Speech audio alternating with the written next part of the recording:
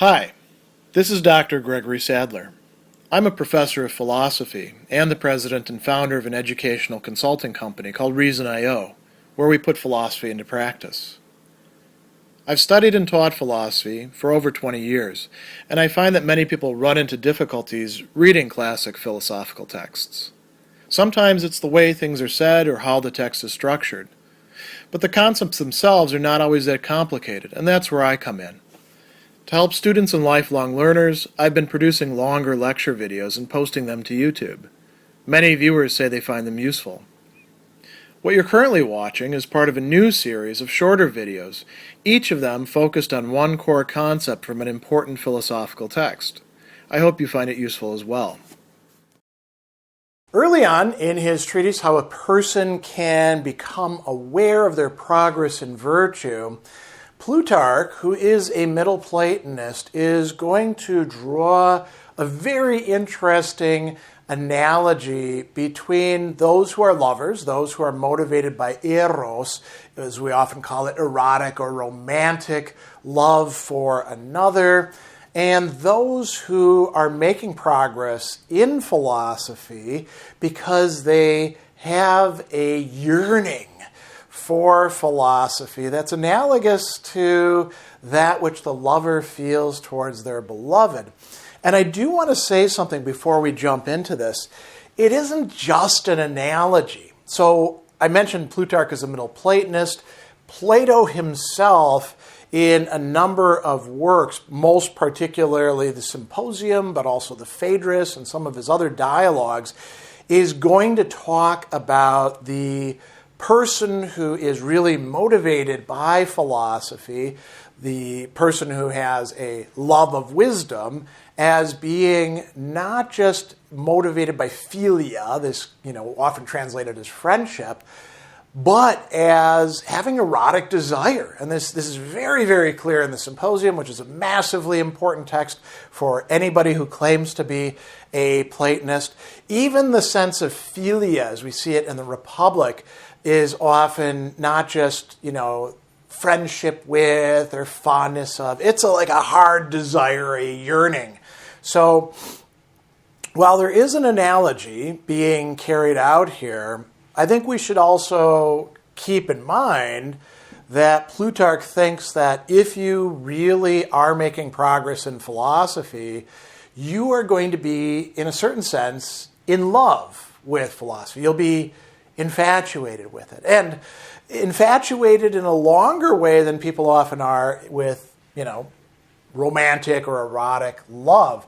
Because he's talking at the beginning of this that we have a sign, a semeion, right? A criterion for the beginning of love. It's not just everybody who feels eros, who feels, romantic or sexual attraction. It's those who are at the beginning of this as well, right? So, un erotos archomeno, he's going to say.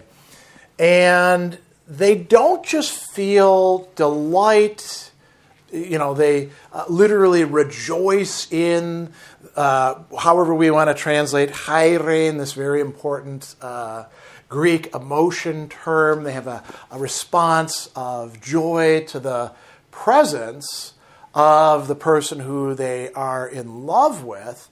Anybody can have that, right?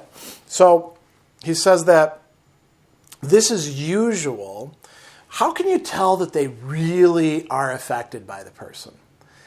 It's when they're absent, in the lack of the person who they're attracted to.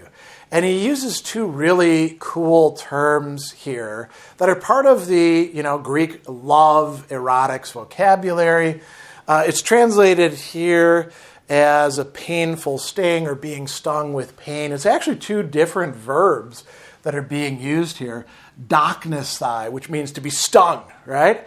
And algein. This is a pain word.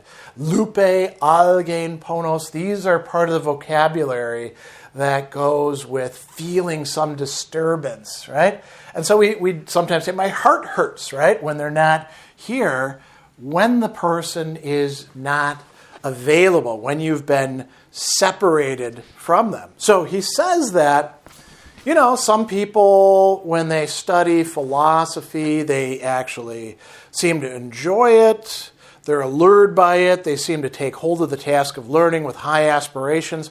But if other things come along, as he's going to call it, other business, so pragmata, affairs, things that matter to us, or occupations, the word for that is askolia, meaning lack of leisure, right? So other things come along, your kids, you got to make a living, stuff like that. It doesn't really bother them. They're cool with leaving it behind. And we see this all the time in teaching intro to philosophy classes. For a semester I have these mostly young minds, and I introduce them to Plato and to Aristotle, and we go all the way down to some modern thinkers as well. And some of them are like, this is cool. And, I like to think that I'm a fairly decent teacher and relate to them and get them to, see some usefulness to it.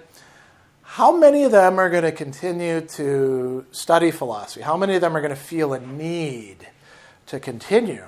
Not that many. They haven't really fallen in love with philosophy. If they can't study it, they're okay.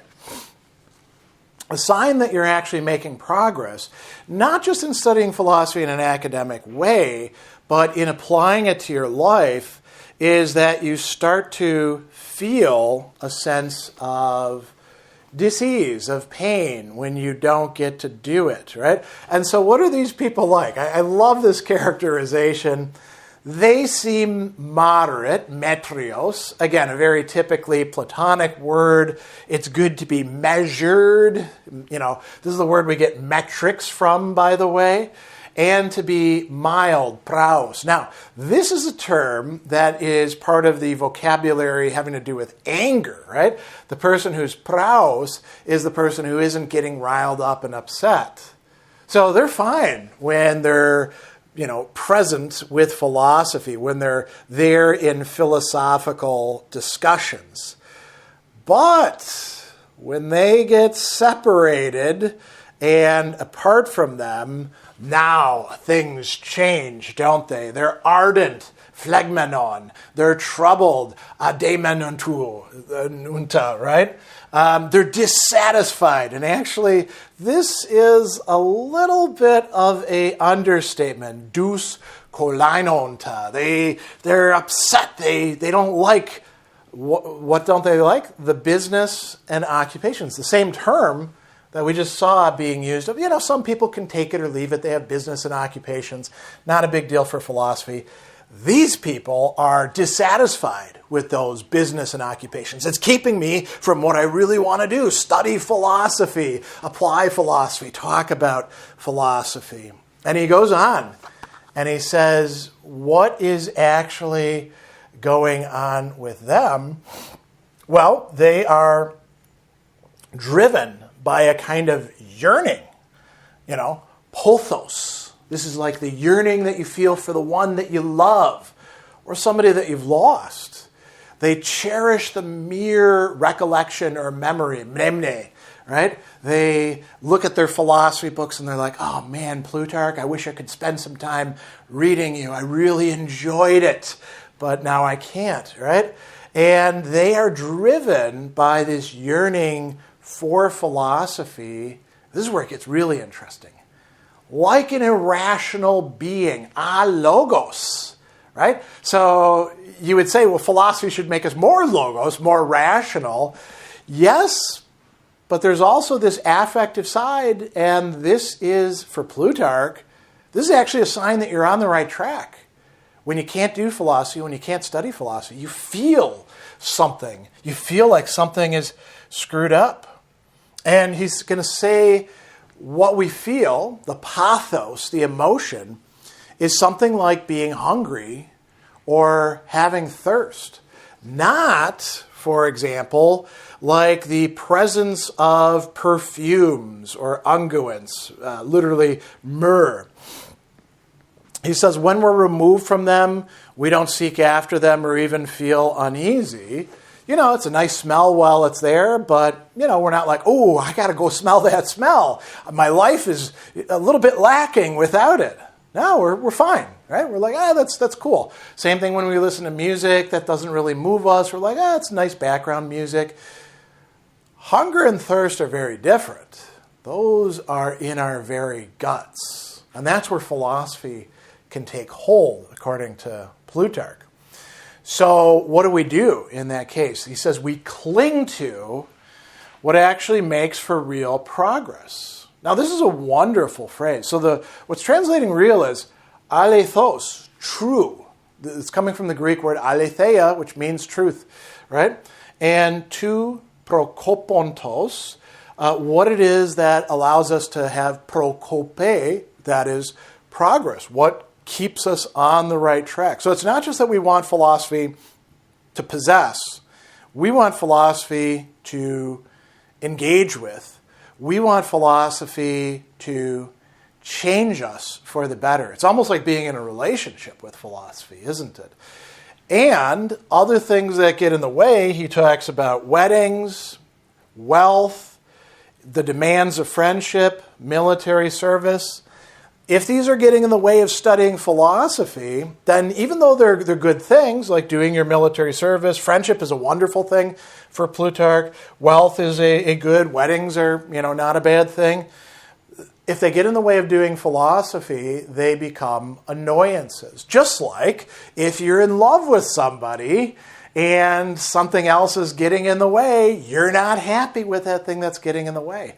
So this is, according to Plutarch, one sign that we're actually making progress in getting better as people through studying, and not just studying, but being in love with philosophy.